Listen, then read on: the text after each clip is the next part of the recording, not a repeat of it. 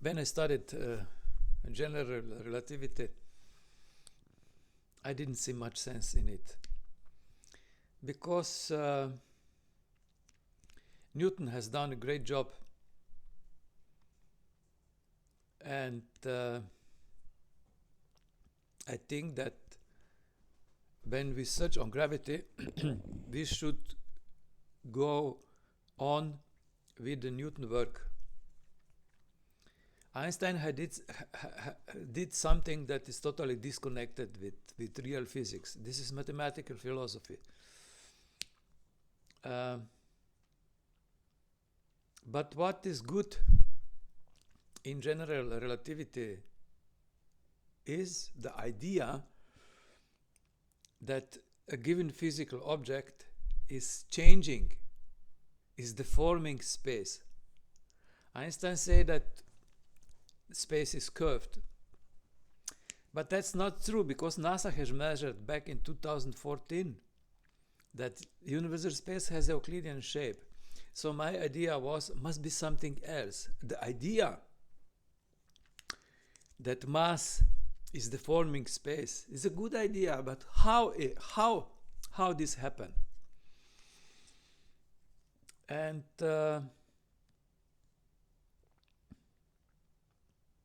for me, it was always clear that universal space is not empty, that actually universal space has origin in the superfluid quantum space, which actually it's a new name for the old name of ether. So I was asking myself how, let's say, planet Earth is related to the ether in which planet Earth is floating. What is the relation? And it came to my mind that instead of curvature of space, we could introduce in physics a more, let's say, more physical model, which is variable energy density of space.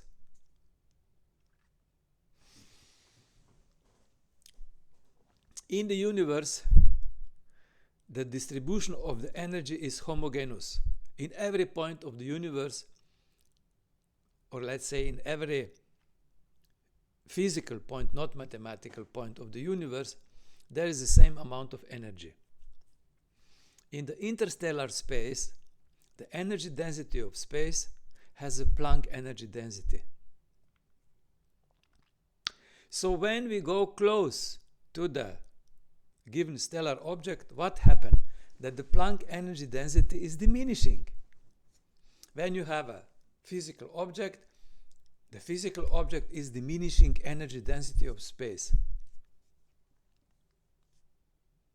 How it is diminishing? It is diminishing energy density of space in its center exactly for the amount of its mass. This actually is mass energy equivalence principle extension on the superfluid space, and this is origin of gravity.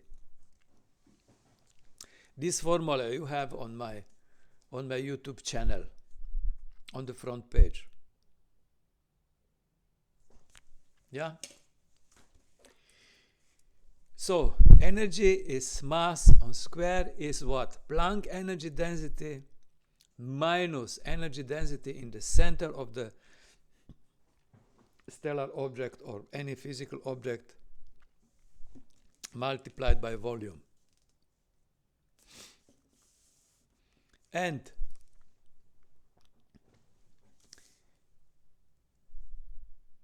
as a given physical object is diminishing energy density of space, the energy density of the outer space is bigger. And we know in physics that when you have higher energy density at lower energy density, immediately you will have a pressure. So gravity force is a pressure of the area with higher energy density into the direction of the area with the lower energy density. And as space is really four-dimensional, ether is four-dimensional type of energy, and stellar objects are three-dimensional type of energy, these three-dimensional objects are following this four-dimensional pressure of ether, which is gravity force. So gravity force is not attraction force between two physical objects. Gravity force is a pushing force of the ether in the direction of the lower energy density that is created by two or one or whatever stellar objects. This is the right way to connect relativity with quantum physics, with the theory of electromagnetism. There is no progress in physics without introduction of ether into physics. Ether as the physical substratum of the universal space. The idea the universal space is empty and curved has damaged physics for more than 100 years.